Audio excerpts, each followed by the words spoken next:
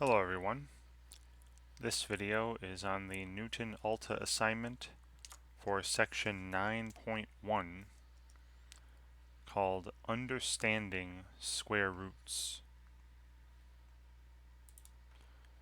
Alright, so in this video I'm going to be going over a preview version of section 9.1's assignment. So please understand that the questions I see in this video may not be the same questions that you see when you work on the assignment yourself. But the objectives are all the same, the structure should be similar, so I'm hoping that watching me do these here helps you in some way when you work on the assignment on your own. Alright, so on the assignment page you should have the title, the mastery bar telling you how far along you've gotten, the objectives. It looks like there are 3 objectives in this assignment. Under the current objective, you should have a question related to that objective. And at the bottom of every question, you should be seeing a feedback button where you can send feedback to Knewton if you wish. You will not have this instructor cheat button. It's for instructors only. But you will have a more instruction button. And if you're struggling with a topic or a question, click on this and you'll be taken to a page with some reading or videos to study, and you'll be given questions related to that instruction, and completing those questions is another way to progress through the assignment. Alright, so the first objective I'm looking at is simplify variable expressions with square roots. Alright, before I get into this particular question, I want to talk about square roots.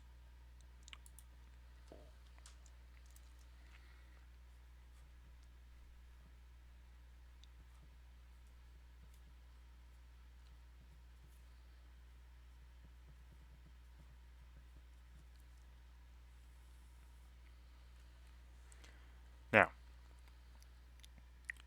suppose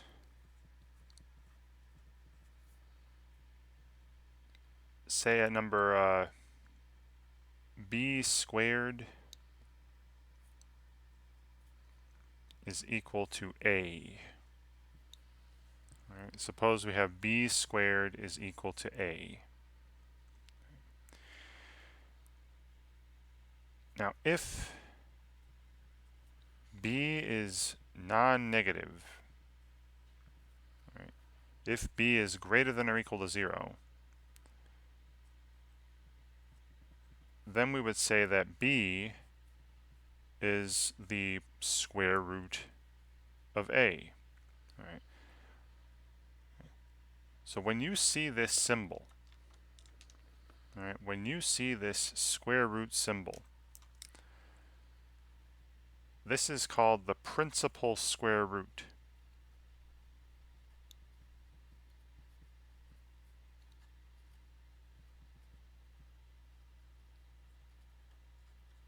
And it must be non-negative.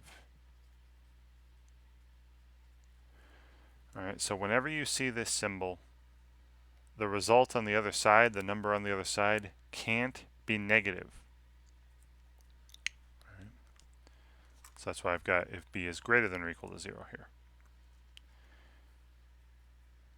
Now, if this number being squared that's equal to a, if b is negative, then b is called the negative square root of a. Right, and there will be a minus sign in front of it, right? This is the negative square root.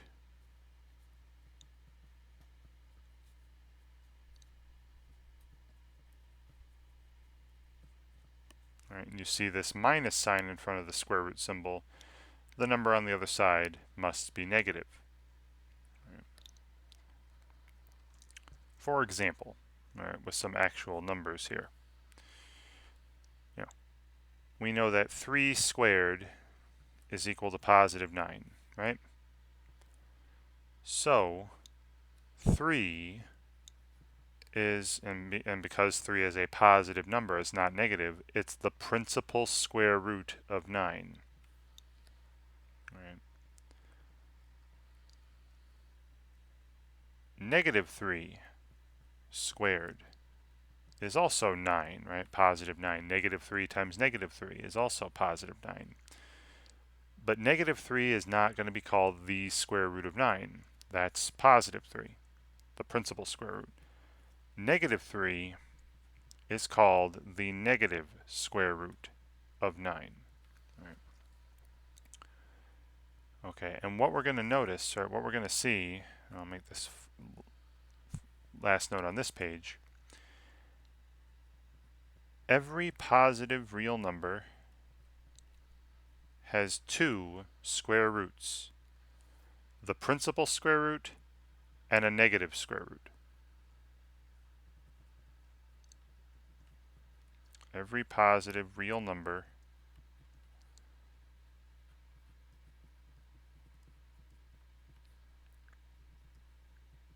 has two square roots.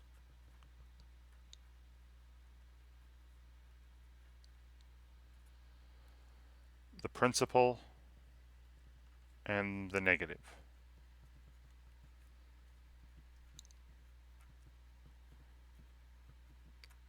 But like I said, this symbol is only asking for the principal one.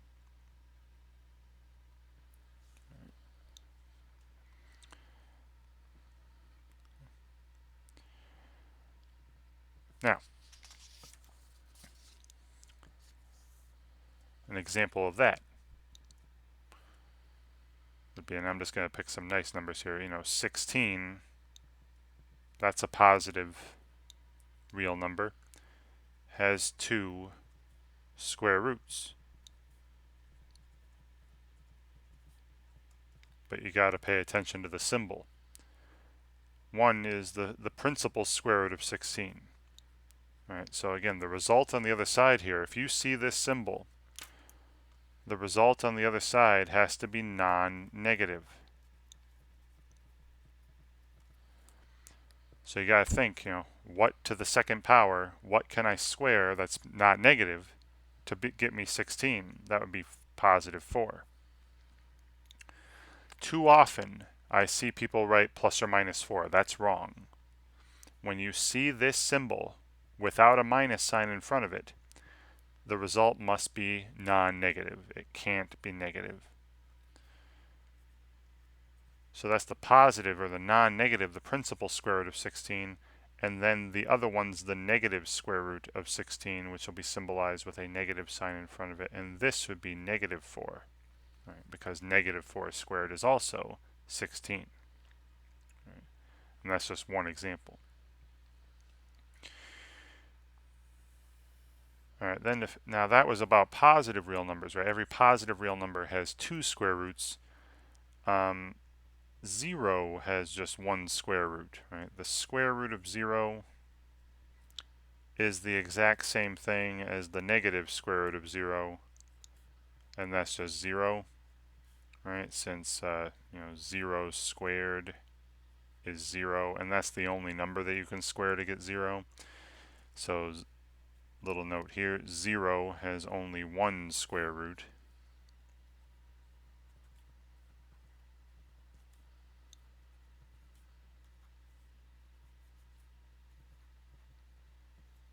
And that is 0, right? And then the final set of numbers I want to talk about, we talked about the positive, all the positive real numbers have two square roots. 0 has only one square root, namely 0. And negative real numbers have no real square roots. What if I talked about, what's the square root of negative 1? What is this equal to? Question mark. Square root of negative 4. What's this equal to? Question mark. So you got to think, what to the second power would be equal to negative 1? what to the second power would be equal to negative 4, and so on. Well, nothing. No real number satisfies this. All right, because remember, whenever you square a number, a real number, take a positive number and square it, it'll be positive. Take a negative number and square it, it'll still be positive, right? We saw that back here. See, a positive 3 squared is 9. Negative 3 squared is also positive 9. You'll never get a negative result when you square a real number. So that leaves me here. Negative numbers, negative real numbers.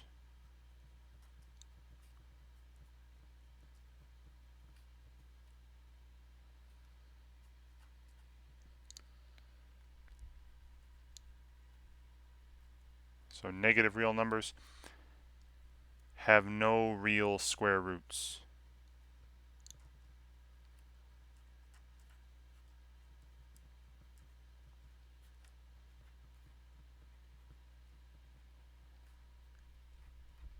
Okay, so for the purposes of this assignment and this chapter 9 material we're going to see, we're simply going to say that, if you see the square root of a negative number, like if I ask for what's the square root of negative 16, and they ask you what is this, we're simply going to say that, hey, this number we're taking the square root of is negative, and negative numbers have no real square roots. So this is just, we're going to simply say it's not real, right? It's not a real number. That's all we're going to do, right? So like the square root of negative 16 is not real. The square root of negative 5 is not real, and so on, right? Square root of negative 1 is not real. Square root of negative 4 is not real.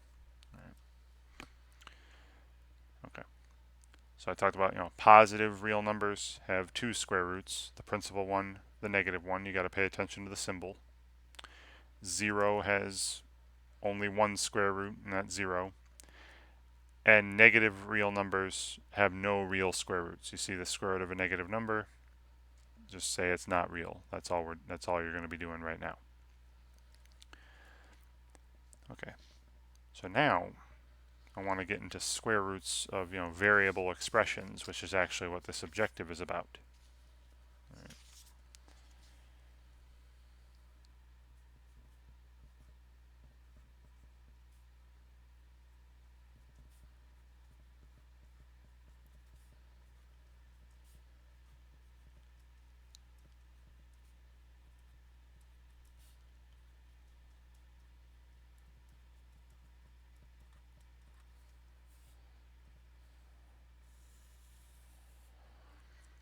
So if you're taking the square root of some variable expression, say capital A or something, right? Well, first off, A has to be greater than or equal to 0, right? I was just telling you that. Because if this is a negative number, right, this is called the radicand. I'm not going to say that too often, but if the number inside the symbol is negative, then you're just like, oh, it's not real. Right? I just showed you that.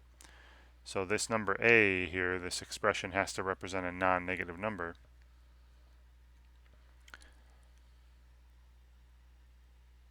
And what this is equal to, right? Again, this is the principal square root. When you see this symbol, the number on the other side is a non-negative expression whose square is A.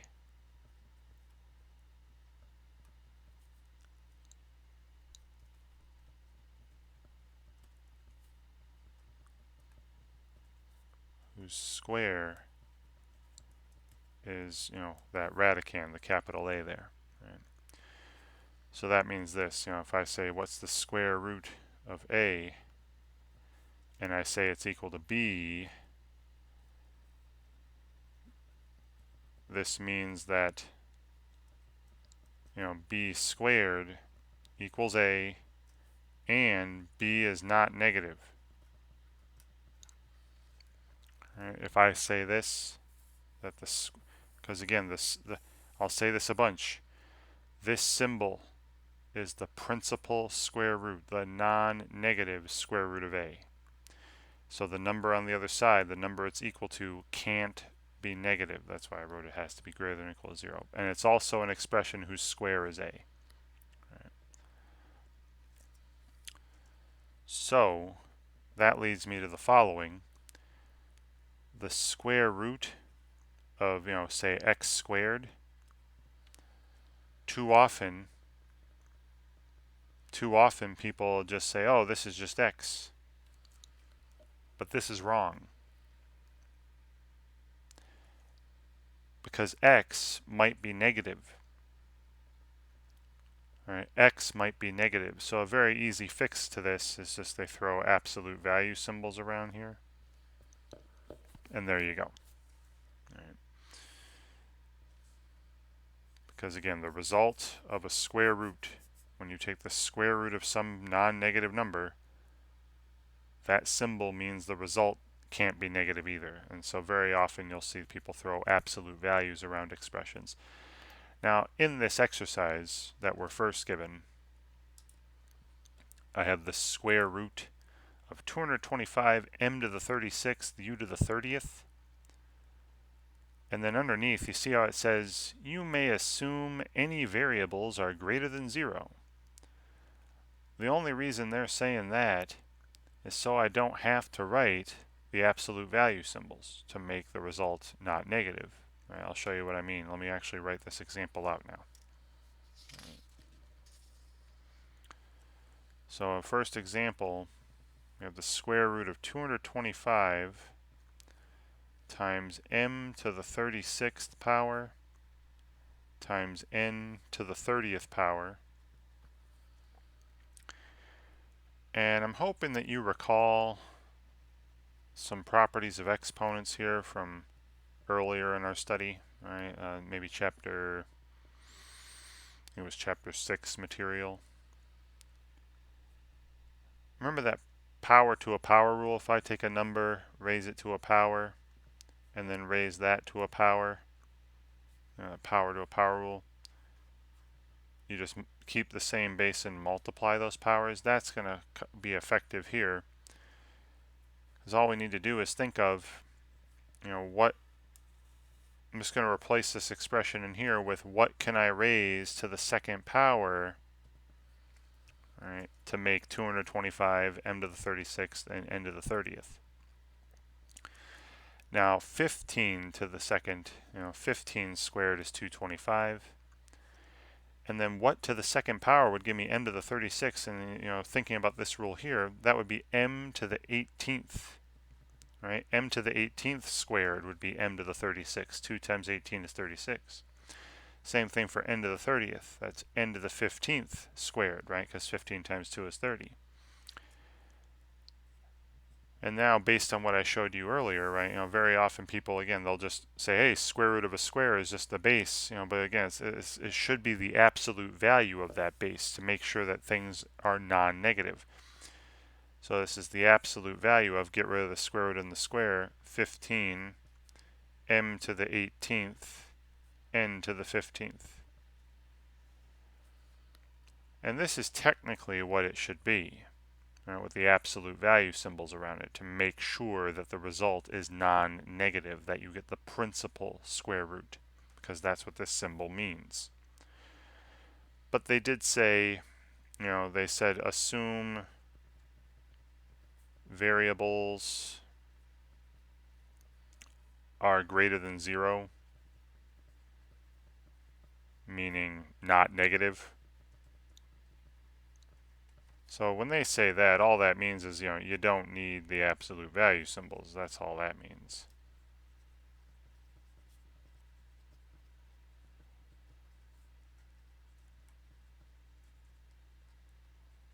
Okay.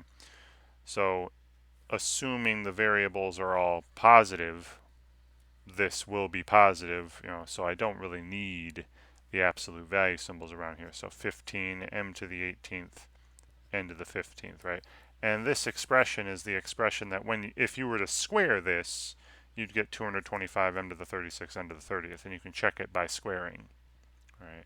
That's how you check your result, by squaring. All right, but that's what I'm going to type, right? Without the absolute value symbols, again, because they told me assume all the variables are positive numbers anyway, right? So 15 m to the 18th, n to the 15th, that's the principal square root of this expression.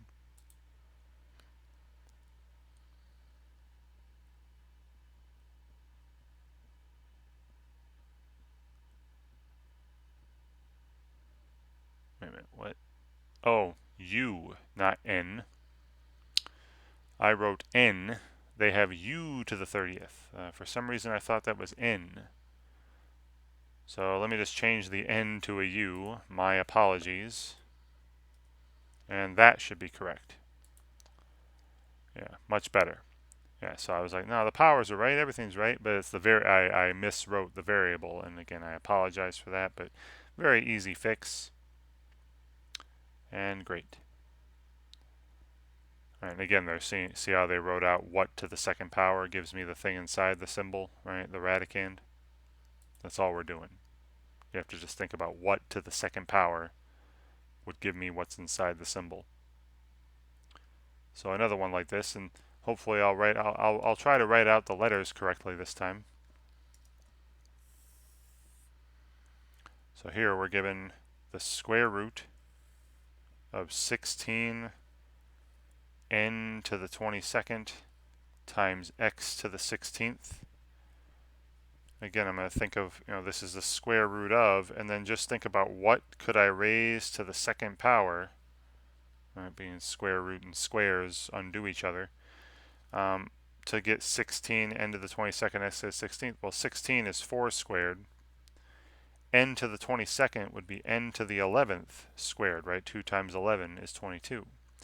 X to the 16th, that's x to the 8th squared. 8 times 2 is 16. So this is going to be the absolute value of 4 n to the 11th x to the 8th. Again, the reason I put absolute values around this is to ensure that the result is the principal square root, right? The symbol is asking you for a non-negative square root.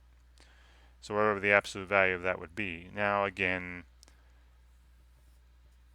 they told us once again to assume the variables represent numbers that are greater than 0.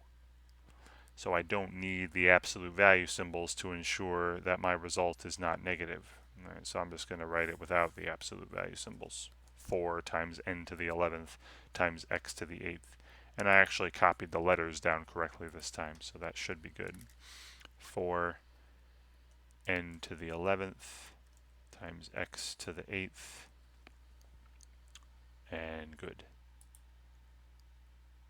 All right.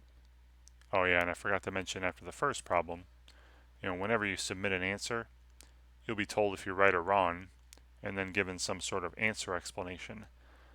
Please read through the answer explanations just to make sure you understand why something was right or wrong, and hopefully you can learn from your mistakes for future questions.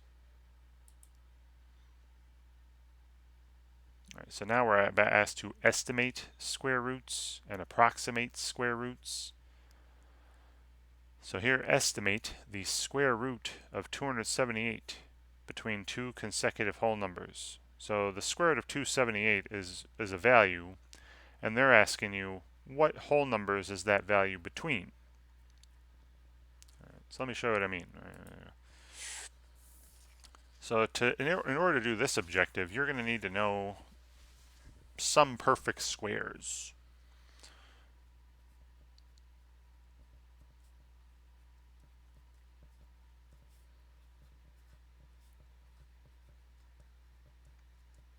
And perfect squares are just expressions raised to the second power. Expressions or whole numbers, if you're talking about just numbers. Expressions or whole numbers, or I should say integers, but we'll stick with whole numbers for now, raised to the second power. Right, that are squares, right? So like examples of perfect squares would be, x squared, or x to the 4th, because that's x squared squared, right? X to the 6th is a perfect square because that's x cubed squared, right? and so on. And it doesn't have to be a single variable. It could be, x plus 1, that quantity squared, or x plus 1 to the fourth, because basically even powers. Things with even powers on them are perfect squares. But for this objective, we're going to be more focused on numerical perfect squares as numbers. So what are the squares of whole numbers? Well, we know that 0 squared is 0. Right? 0 times 0 is 0.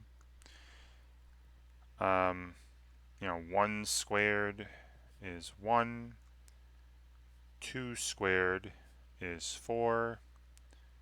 3 squared is 9. 4 squared is 16. 5 squared is 25. 6 squared is 36. 7 squared is 49.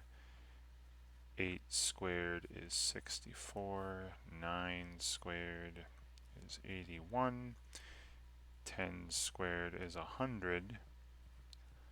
11 squared is 121. And, I would suggest you learn how to really quickly calculate or even memorize the squares up to 20. So let's keep going here. 12 squared is 144. 13 squared is 169. 14 times 14. 14 squared is 196. 15 squared is 225.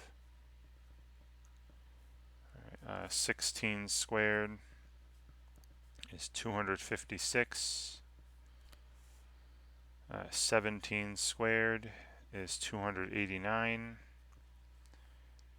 18 squared is 324. 19 squared is 361, I believe. Yeah, it'd be 280 plus 81, 361. And then finally 20 squared is 400. Alright, and again, you can use a calculator for other higher squares if you wish. But you see how they increase? Alright, the squares, as I increase the base, the output increases. So that means the square root of a number will be an increasing function as well. Now, they're giving us the square root of 278. This is the example, the square root of 278. Now, if you look at all my perfect squares here, all these whole numbers squared, 278 is in here somewhere, between 256 and between 256 and 289. Right? So we know that 278 is between some perfect squares, 256 and 289. So if you take the square root of all these, the same relationship will hold because of the increasing nature of square roots. So the square root of 278 will be between the square root of 256, which is 16, and the principal square root of 289, which is 17. And this is what they want from us. All right, what whole numbers will the square root of 278 be between? All right, and if you were to go to a calculator for some reason, you can check as well. I mean, I'm hoping you're not using the calculator too much. I want you to at least get a feel for the squares. But if you did go to a calculator, so say I go to this is a free online calculator at desmos.com, and I just put in the square root of 278, and you see it's 16.67332 blah blah blah, right? That's between 16 and 17 clearly, right? So that's what they want here, 16 comma, and then they got the other blocks, 17. Those are the two whole numbers that the square root of 278 will lie between.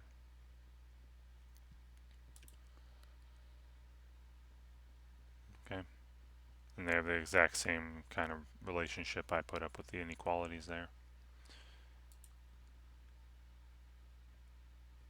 So yeah, so here's another one like that. Now this one, you just have to use a calculator because I mean they're saying round to 2 decimal places. Now there is a way to extract square roots by hand, but I'm not going to get into all that. Right? That's beyond what we're doing in this course. So square root of 119. Now I can tell you, based on my perfect squares here, 119 is in between 100 and 121. So that tells me the square root of 119 is between, the square root of 100 and the square root of 121, so between 10 and 11. So I know that when I punch this into a calculator, the square root of 119 is going to be 10 point something. And since we're rounding, I'll put approximately equals to. And we're asked to round to 2 decimal places, right? The nearest hundredth. I'm just going to go back to my Desmos calculator here. Change 278 to 119. And it's 10.908, so that would round up to 0.91, 10.91. Right. So square root of 119 rounds to 10.91. Right. And again, if you want to check that, if you squared this number, took 10.91 times 10.91 again, you'd get something really close to 119. It wouldn't be exactly 119 because we rounded, but it would be close. Okay. All right, so now back to simplifying expressions with square roots. Now look at this one. You see how there's a negative sign in front of the square root symbol. So they want the negative square root of 225. So this will end up being a negative number. So even right now, I'm going to put a minus sign in the answer. It's got to be negative. And then if the result is not real, enter this empty set symbol, a little circle with a slash to it. That's if you have a negative number inside the symbol, right? I talked about that. The square root of a negative number is not real. But we have a positive number here, right? So we have what's the negative square root of 225? Well, I said earlier, 15 squared is 225. Right, so the positive square root of 225 is 15. But if 15 squared is 225, negative 15 squared is also going to be 225, and that's going to be the negative square root, right? So the negative square root of 225 is negative 15. Right? That's what they want. Right, they're asking you for the negative square root here. Negative 15. All right, great.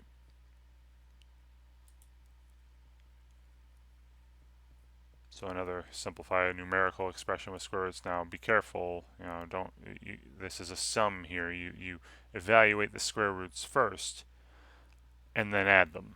Right? Now this one, very simple. The square root of 81, again, the positive square root, the non-negative square root of 81 is 9. Don't write plus or minus 9, please. And then the positive square root of 100 is 10, not plus or minus 10. So we have 9 plus 10 is 19. All right, this would simplify to just 19. Very simple, that one.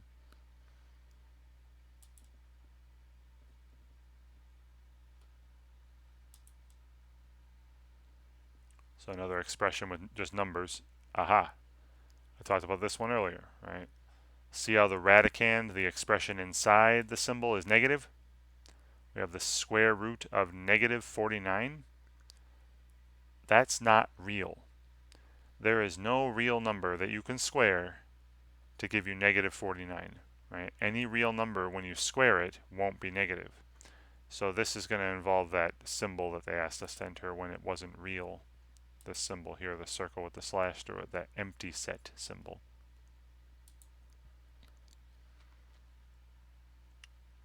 again, there is no real number whose square is negative 49. So the square root of negative 49 is not a real number. All right, then one more of this objective. And yet again, it's the square root of a negative number. So this is again not real. So I'm going to enter that circle with a slash symbol, the empty set symbol. And that's simple. All right. And I think that should be the easiest of the three objectives. Simplify expressions with square roots, with just numbers in them. All right, so back to the variable stuff. All right, so this one I'll just talk out. We have the square root, again the positive or the principal square root of 196 d to the 32nd n to the 28th. Actually, I'm not going to write this one out. I'm not going to just talk this one. I'll write this one out because notice they didn't say anything about assuming all the variables were positive. So this time we have the square root of 196 times d to the 32nd times n to the 28th. And again, I'm going to think about how to rewrite that radicand, rewrite the expression inside as a square, right? Something to the second power. Well, 196, we saw that earlier. That was 14 squared, so 14. D to the 32nd would be d to the 16th to the second, right? 16 times 2 is 32. And then n to the 28th would be n to the 14th. And then I'm using that rule I wrote earlier, right? This one here, the somewhere. Oh, it's on the ground. Sorry, I threw it on the ground. Anyway, remember the square root of some. Oh, this right here. The square root of something squared is not just that thing; it's the absolute value of that thing, right? We have the principal square root, so the result over here needs to be positive or not negative. So this would be the absolute value of 14 times d to the 16th times n to the 14th. All right, and they should take this if you do the absolute value symbols around this. Now the thing about this one though is, I think the reason they didn't say assume all variables are positive is because if you notice, all the powers are even. These are both even powers. D to the 16th, n to the 14th, 16 and 14 are even numbers. And remember, even powers are always non-negative anyway.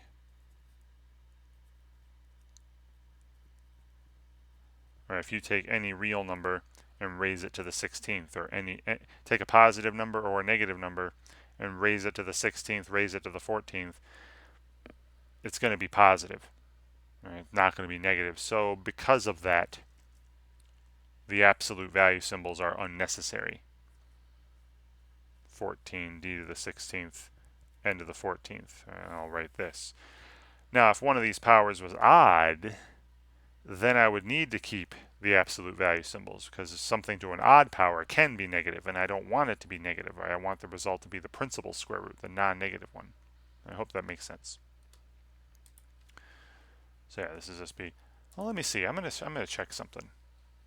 I'm gonna see if they keep the absolute value, if that's, because that should still technically be correct. The absolute value of 14 d to the 16th times n to the 14th. All right, this is still technically correct, and I think they should take it, but they don't. Why? I think they just don't want you to worry about using absolute value symbols because this is an intermediate algebra class or a beginning algebra class. So let me just get rid of the absolute value symbols. 14 d to the 16th times n to the 14th. All right. Yeah. All right, so that's a little annoying. I wish they would address the fact that sometimes absolute values are necessary. But again, here they're really not necessary because these are being raised to even powers. I just wanted to check. All right. Alright, so another one where, again, they don't say assume the variables are positive, but you're going to notice that the power is even. The power on the variables are even, so it's going to be non-negative anyway. The square root of 225 is 15, and then the square root of d to the 52nd would be d to the 26th. So again, I wouldn't need absolute value symbols around this because d to the 26th power is always going to be non-negative no matter what real value of d you use. All right, great. All right, I just got the other one last objective to finish up. So yeah, the square root of 224 is between what two whole numbers? Now remember, 225 was 15 squared. All right, 225 was 15 squared, and 196 was 14 squared. 224 is between 196 and 225, so the square root of 224 must be between 14 and 15. Right, so 14 and 15. And again, you can check by, go to a calculator. If you punch in the square root of 224, it's going to be 14 point something. All right, but I'll leave that to you this time. All right, great. And then one more from this objective. Same concept here. The square root of 346 is between what two whole numbers? Well, back on my page with the perfect squares, right? 346 is between 324 and 361. So the square root of 346 will be between 18 and 19. Right. 18 and 19, right? Since, again, 346 is between 18 squared and 19 squared, so the square root of 346 must be between 18 and 19. And again, I'll leave it to you to check it. If you were to punch in the square root of 346 into some calculator, it would come back with 18 point something, right? Something between 18 and 19. Great. All right. And that should do it for this preview version of this assignment. So like I said at the top of the video, the questions I saw in this video here may not be the same questions that you see when you work on the assignment yourself. But the objectives are the same. The structure should be similar. The only thing I'm disappointed about is that they're not having you use absolute value symbols at all, as if you couldn't. So just when you're simplifying those square roots with variable expressions, just assume all the variables are positive. That way you don't have to worry about using the absolute value symbols at all. Okay. All right, and and I hope watching me do these here helps you out in some way, when you're working on this assignment yourself. And thank you very much for watching.